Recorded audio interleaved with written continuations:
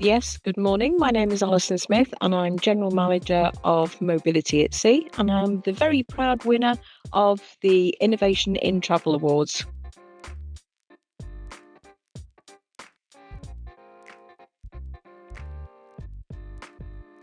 Could you provide an overview of your career journey that ultimately led to you becoming the general manager of Mobility at Sea, along with a brief description and history of the business? Okay, so just a short question to start then. So my career history to date, I've always been in a customer-facing role. I was within the property industry for 20 years, and some may wonder why that would correlate to travel, but it is simply being able to ascertain the difference between what people's expectations are for needs versus what their wants. And that is something that is very close to my heart. It's just about communication and being able to interpret what somebody actually needs as opposed to what they would like to have. When we started the business, the director started the business back in 2009. It started as Rent a Scooter, and we were a local business that rented scooters out on a try before you buy basis so that people could just test them out. And back in the day in 2009, they were very expensive. There weren't really that many to choose from. So we wanted people to be happy and comfortable with the choices that they made.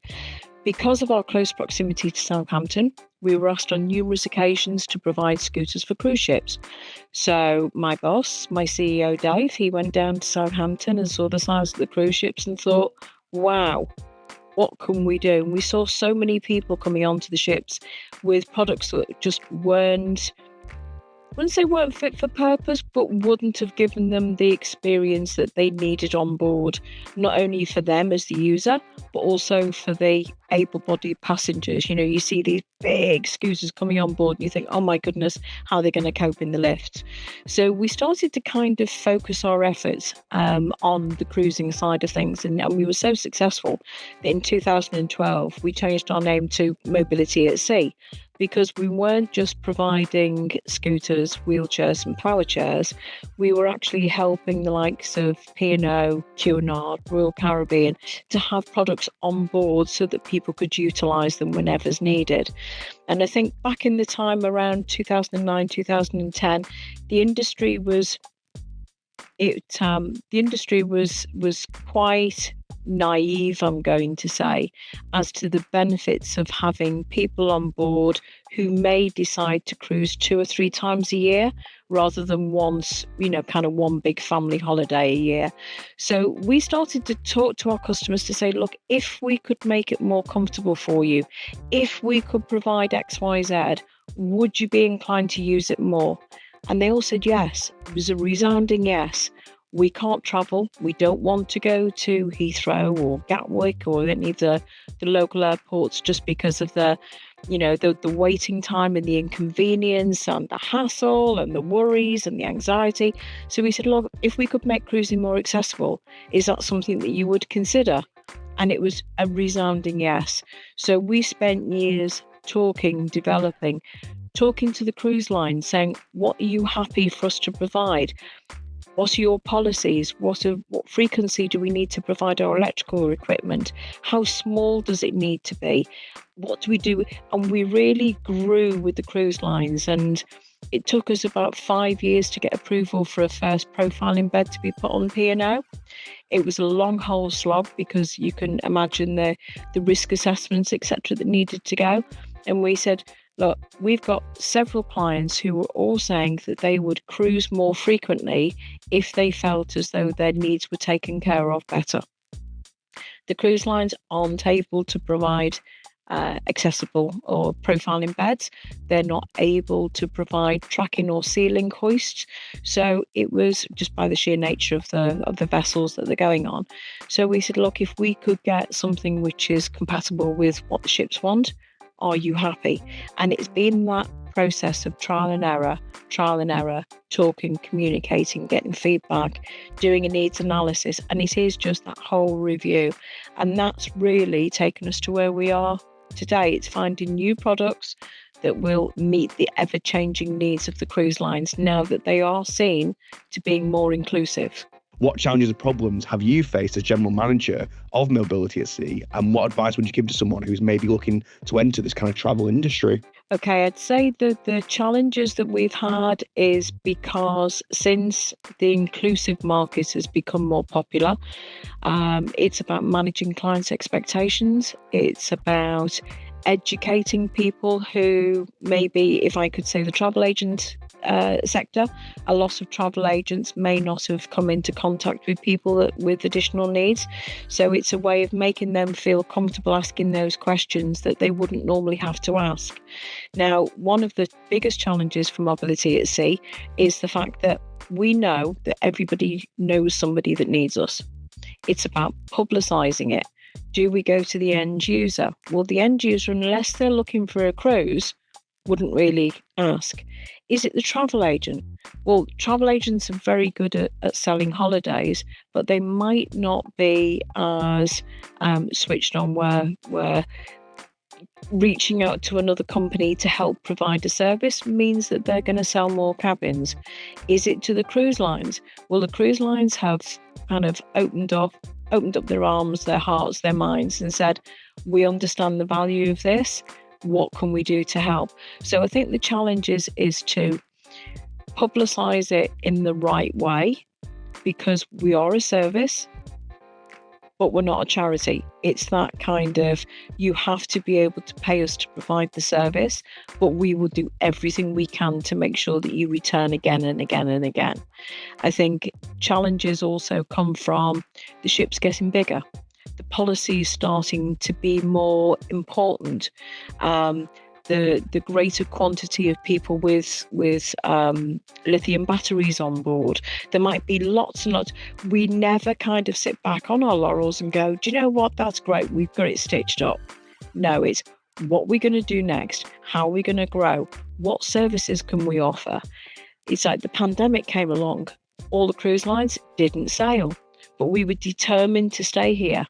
People with oxygen weren't allowed on board. Now that's starting to come through. So it's who can we partner to make sure that the industry is safe?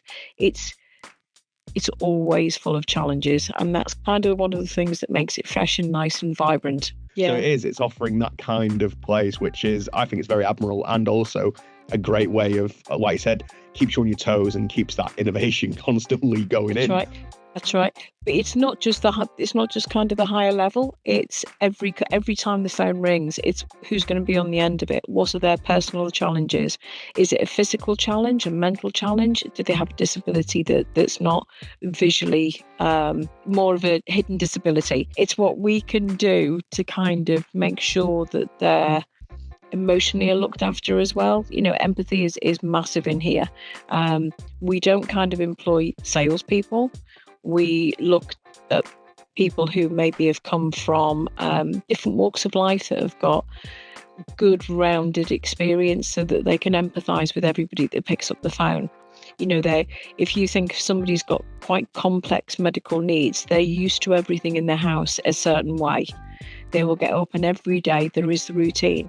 If you suddenly pluck that person out, transport them to Southampton or Tilbury or wherever, put them onto a massive ship that they've never been on before, they're faced with challenges straight off. And it's what we can do to make sure that that person, by the time they're on board, has an understanding of what they're going to expect, what's going to happen, the processes, that they've seen videos of their products, they know that it's going to be all nicely fitted into the cabins waiting for them. You know, we have to manage that whole process from beginning to end, and that is a daily challenge with every single person that picks up the phone. We don't get it right all of the time. It might be that somebody's medical needs, we have to interpret what they need. We'll try and match them with the right product. It might be that a couple of days into the cruise, it's not really working for them. We encourage everybody to give us feedback. So when they come back, we say, how did it work? Is there anything we could have done differently? And then the next time they cruise, we go, okay, did it work? Didn't it? Why didn't it? I've got this new product. Do you want to try this? And it's trial and error. A lot of our customers have used us over 40 times. Now, if you think the way we've been able to empower people to take control of their holidays, it's another reason why we do the job. What would you attribute as that main reason for your business's success? It's that desire, so that somebody picks up the phone and says, thank you. If you look at our Google reviews, we've got nearly 170 Google reviews. We're not striving for 5 stars, because 5 stars to me sounds a bit false. 4.9 is great, but we can always improve that a little bit. And that's where the innovation comes. It's what can we do differently next time to make that customer feel even more special. And obviously, the reason you are here is that we've mentioned that you've won the Innovation Travel Award. Since winning that award, how has that affected your business, would you say, both internally and externally? Internally, it's given us a massive boost. I mean, we kind of, it feels sometimes that we're the best kept secret in the travel industry, because we're not, if we advertise in magazines, you can't tell the story of where we've come from and what we're looking to achieve in an advert. It's about experiences. But as soon as somebody knows us, they will continue to use us, which is great. But it is very much internally. It's that boost. It's that everyone works so hard. Everyone takes everything to the nth degree. Externally, I think a lot of people have sat up and said, actually, I've heard of you, but now I've really heard of you. It's acknowledgement, it's reward, it's just knowing that we're doing something right. Award winner. Would you recommend Business Awards UK to other businesses? And if so, why? Absolutely. It was a nice and simple process. I've got to say that though, haven't I? It was a nice and simple process, but I think there are many awards that we could have applied for in the past, but we've never fitted into any particular category, because we're not travel agents, we're not travel providers, we're not really within the travel industry, even though that's our business. So for us, it was actually, we could really do this because everybody's on a level playing field. And that's, for me, what was nice about the awards. But what is the next big step for yourself, would you say, and Mobility at Sea? For us, the next big step is just seeing through this forthcoming season. It's going to be really, really busy. Our clients have to book, or they don't have to book. A lot of our customers book 2 to 3 years in advance. So it's just making sure that we get back to them to make sure that everything is still relevant.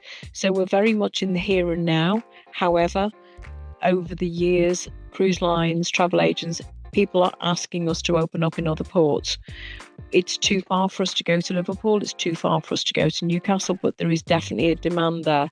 So it's looking at ways that we can provide the same unrivaled service with reliability, but for those ports that are slightly further afield, maybe even going back into Europe and seeing what we can achieve there as well. Brilliant. Sounds like a very interesting year of expanding. And again, new challenges that are probably going to come your way with all that kind of stuff. But sounds very interesting. And I wish the best of luck for yourselves. And and if they want to find you, Alison, if they want to find Mobility at Sea, where's the best place to find yourselves? You can either pick up the phone and give us a ring, or find us on our website, www.mobilityatsea.co.uk. There's a contact request page, so you can come straight through to us and we'll give you a ring. We don't like conducting business online. We're not online sellers, where even though we're on the phone, it's very much that connection. We like to connect with people and find out who they are. So you will always hear a friendly voice. It will never just be an email. That's brilliant to hear. Thank you very much for joining us today, Alison. You're very welcome, and thank you for asking.